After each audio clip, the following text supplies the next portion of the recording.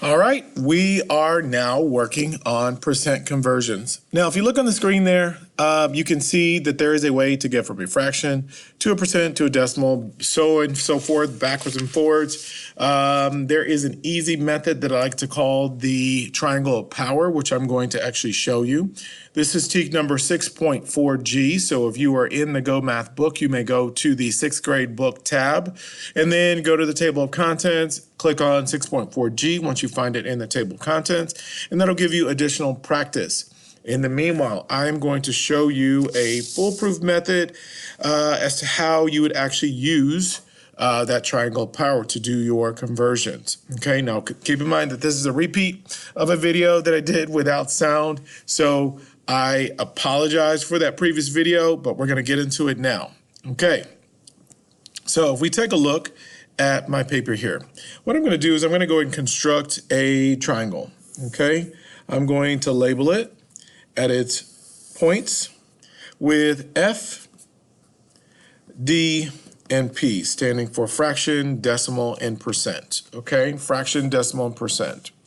So I'm going to go ahead and start labeling here.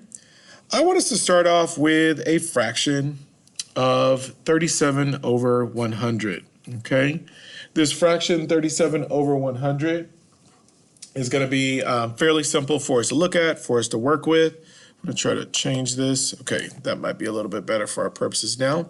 All right, 37 over 100.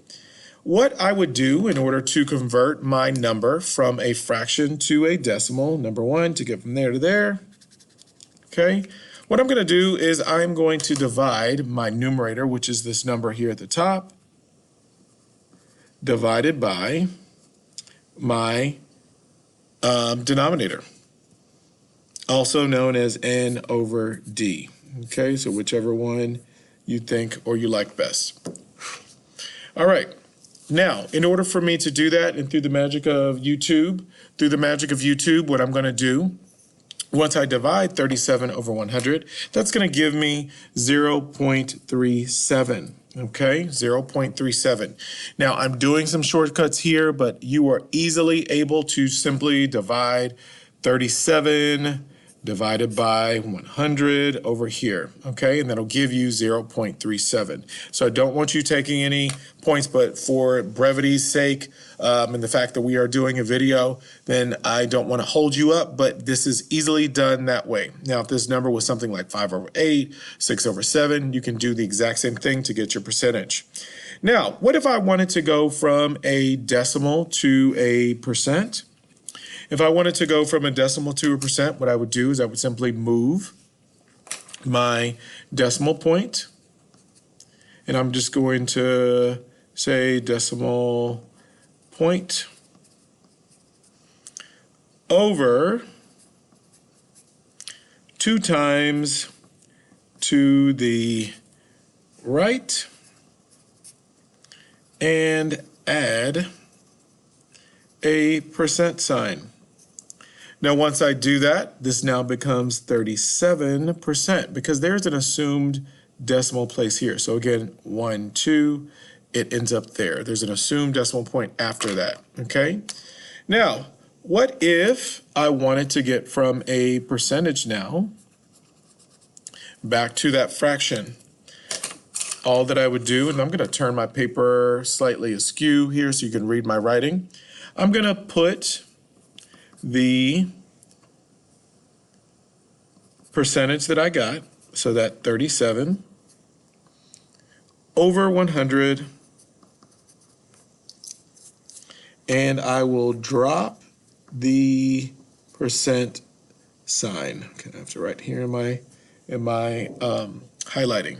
So put the percentage back over 100, drop the percent sign, and it goes back to 37 over 100. Now, let's look at another example down here using this. So my example says, what if I had 5 over 100 as my fraction? And if I wanted to get to a decimal, I could easily divide 5 divided by 100 because that's all that this means, 5 divided by 100. Again, through the magic of YouTube, I am going to end up with 0.05. That's my decimal.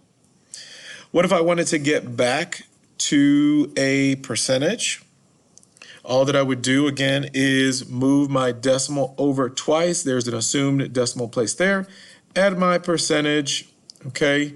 And that becomes 5%, okay? And what if I wanted to go back to a fraction at this point? If I wanted to go back to the fraction, remember earlier, I said that you would simply drop this percent sign and put this percentage over 100. And it goes back to your fraction. You can do that over and over again, okay? You can do that over and over again. So, as you see, it is a fairly simple way to get from a fraction to a decimal to a percentage and back to a fraction again. Again, this is 6.4G. Now, if this does not make sense to you, you always can ask me a question in class, come to my tutorials, or you may just check out my video, again, watch it over, ask your parent, whatever you'd like, whatever method is best for you. And again, as always, I'll see you tomorrow in class.